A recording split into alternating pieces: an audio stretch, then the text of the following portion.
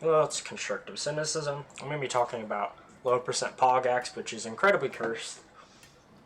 But I still think the numbers suggest that it's optimal. I don't know how I feel about it. Either way, I'm going to share my findings. There might be a better setup.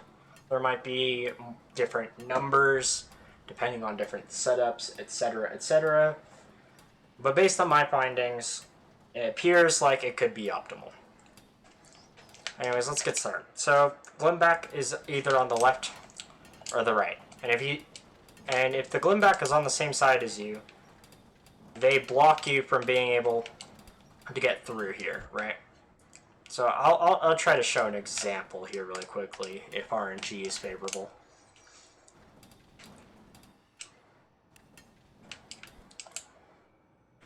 Okay, so if we go over here and we damage tank, by the time we're back to here, the Glimback is all removed out of the way.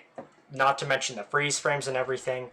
It saves no, noticeable amount of time and loses a decent second for the Glimback to be on the wrong side.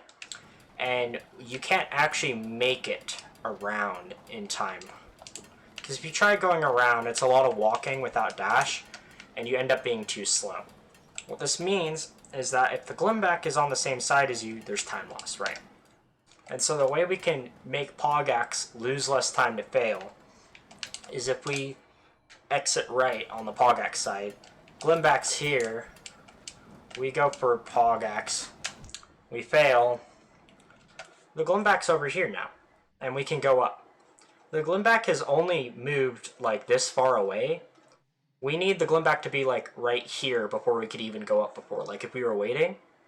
So there's only been like about 3 seconds of time loss that's happened since we'd be able to move. Meaning that failing Pogaxe isn't actually that bad because it saves like 4 to 5 seconds in this category just because of dashing and stuff. In addition, I don't have any soul right now, but normally you'd have full soul by this point. And doing Pogaxe allows you to keep full soul, whereas otherwise you have to kill the Glimback. Up here, you have to kill this Glimback, right? And that takes soul. So it makes soul really free because we have to do the double fireball skip later, which there's only exactly enough soul for you to get without, like if you miss any hits, you're in trouble. And so getting Pogaxe is super cool. Now let's talk about the setup. So the setup, you're going to do a little hop, jump up here, jump, pogo, and bam. You do the little hop, and then you're not going to do a full hop onto the side because otherwise you'll bonk. That's the setup for low percent Pogaxe, right?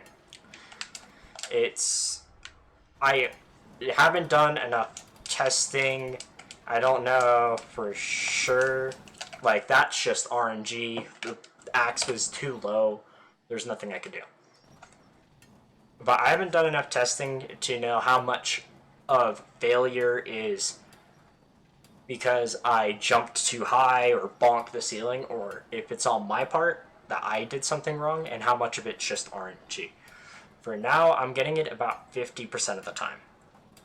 The numbers suggest if you do Pogaxe when the Glimback is on the same side of you, in this scenario, the numbers suggest that failing it loses you about 3 seconds, but saves about 5. If it's on this side.